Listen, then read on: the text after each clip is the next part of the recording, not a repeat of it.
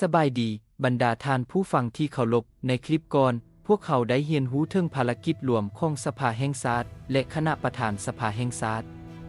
ดังที่เราได้กล่าวไปแล้วว่าคณะประธานสภาแห่งชาติคือตัวแทนที่เฮ็ดเวียกอย่างต่อเนื่องตลอดปีเพื่อชี้นำและนำพาเวียกงานทั้งหมดขององค์การนิติบัญญัติมื้อนี้พวกเขาจะมาทำความรู้จักกับบรรดาผู้นำหลักของคณะประธานสภาแห่งชาติสุดที่เก่าว่าประกอบมีทานใดเดผู้ที่มีบทบาทสำคัญในการกำหนดทิศทางและขับเคลื่อนเวียกงานนิติบัญญัติของสปป.ลาวในปัจจุบันเริ่มต้นที่ผู้นำสูงสุดขององค์การนิติบัญญัติท่านปอ.ไสยสมพรพรหมวิหารประธานสภาแห่งชาติในฐานะประธานสภาแห่งชาติท่านไสยสมพรพรหมวิหารดำรงตำแหน่งเป็นผู้นำสูงสุดขององค์การนิติบัญญัติ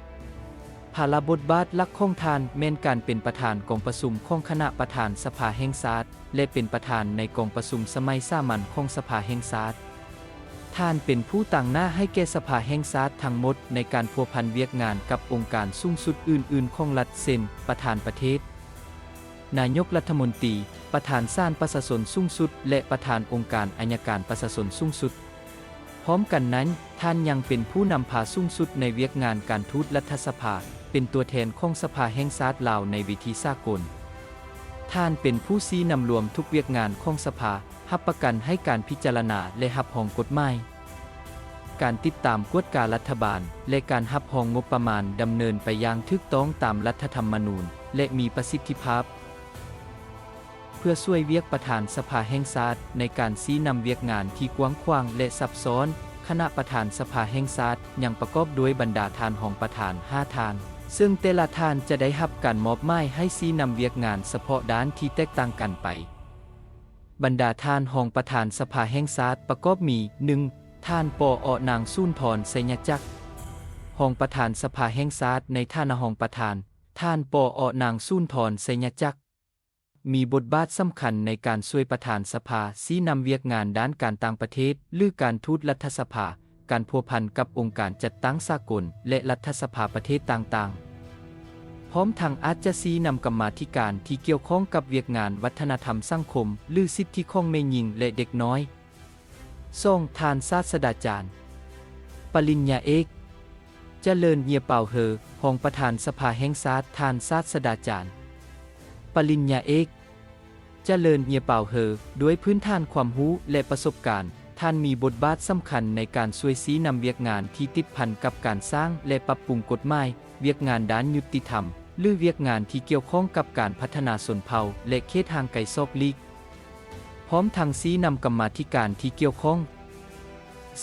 3. ท่านคำใบดำรัดรองประธานสภาแห่งชาติท่านคำใบดำรัดเป็นอีกหนึ่งกำลังหลักในคณะประธานสภาท่านช่วยชี้นำเวียกงานด้านการบริหารภายในของสภาเวียกงานกวดกาและติดตามการจัดตั้งปฏิบัติมติของสภารวมถึงเวียกงานที่เกี่ยวข้องกับการรับคำร้องทุกข์ของประชาชน 4. ท่านสมมาตร พลเสนารองประธานสภาแห่งชาติท่านสมมาตร พลเสนามีบทบาทสำคัญในการช่วยชี้นำเวียกงานที่ติดพันกับเสาค้ำเศรษฐกิจเช่นการติดตามกวดกาการจัดตั้งปฏิบัติแผนพัฒนาเศรษฐกิจสังคมแผนงบประมาณแห่งรัฐและการลงทุนของรัฐโดยการชี้นำกรรมาธิการเศรษฐกิจแผนการและการเงิน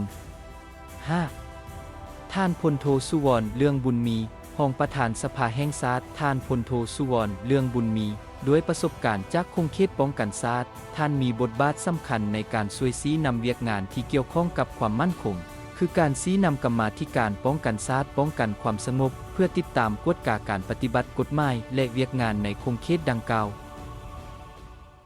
คณะประธานสภาแห่งชาติซึ่งประกอบด้วยประธาน1ท่านและรองประธาน5ท่านพร้อมด้วยกรรมการอีกจำนวนหนึ่งเฮ็ดเวียกเป็นหมู่คณะพวกท่านคือตัวแทนที่เฮ็ดเวียกอย่างบ่หยุดยั้งเพื่อรับประกันว่ากลไกนิติบัญญัติของชาติดำเนินไปอย่างต่อเนื่องพวกท่านคือผู้ที่กันต้องห่างกฎหมายติดตามการเฮ็ดเวียกของรัฐบาลอย่างใกล้ชิดตีความหมายรัฐธรรมนูญในกรณีจำเป็นและเป็นขั้วต่อนำเอาปัญหาของประชาชนจากทั่วประเทศเข้ามาสู่การแก้ไขในระดับสูงสุดการนำพาของคณะประธานสภาชุดนี้จึงมีความหมายสำคัญยิ่งต่อการพัฒนารัฐแห่งกฎหมายของสปป.ลาวหวังว่าข้อมูลที่กล่าวมานี้จะเป็นประโยชน์บ่หลายก็น้อย อย่าลืมกดไลค์ กดแชร์และกดติดตามเพื่อบ่ให้พลาดข้อมูลดีๆ